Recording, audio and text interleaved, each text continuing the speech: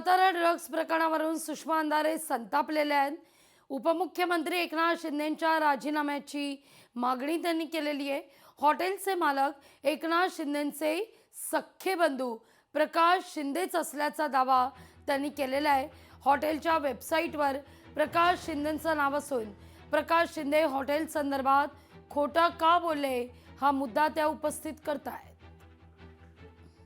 काय म्हणाले प्रकाश शिंदे की हे हॉटेल नाहीये। पहिली गोष्ट तर हे हॉटेल नाहीये।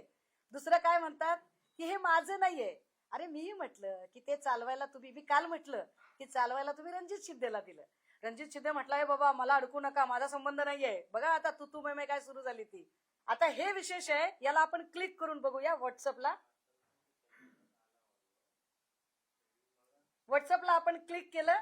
आता ऑनलाईन बुकिंग वर गेलो। मी जरा टॉपला क्लिक करते, दादा कॅमेरे झूम करा।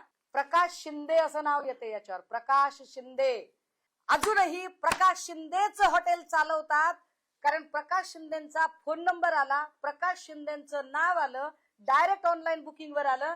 हे हॉटेल तेज यश, त्यांच्या 2 मुलांची नावं। आताही प्रकाश शिंदेंना खोटं बोलायचंय। महाराष्ट्रातल्या 14 कोटी जनतेच्या भविष्याचा विषय आहे। आमची महाराष्ट्रातली पोरं तुम्ही देशोधडीला लावणार आहात का? होय, मी या राज्याचे उपमुख्यमंत्री सन्माननीय एकनाथ शिंदे यांच्या राजीनाम्याचा पुनरुच्चार करते। त्यांची माझी दुश्मनी नाही। एकनाथ शिंदेंनी माझा बांध कोरलेला नाही। त्यांनी माझ्या केळी नारळीच्या बागा तोडलेल्या नाहीत। एकनाथ शिंदेंच्या बद्दल मला सहानुभूती आहे, परंतु माझा सरळ साधा मुद्दा आहे की जर एखाद्या ठिकाणी मंत्रिपदाच्या प्रिव्हिलेजमुळे एखादी व्यक्ती वाचत असेल तर त्यांचे राजीनामे झाले पाहिजेत, असंच आपण म्हणत आलो ना। महाविकास आघाडीच्या लोकांनी हसत हसत राजीनामे दिले।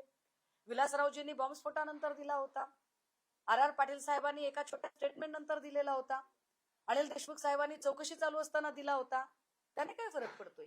अजूनही त्या भागामध्ये फॅक्टरी चालू आहे। अजूनही त्या भागामध्ये ड्रग्ज देणारे लोक असूनही तिथे आहेत। त्याच्यावर काय ते बोललं पाहिजे।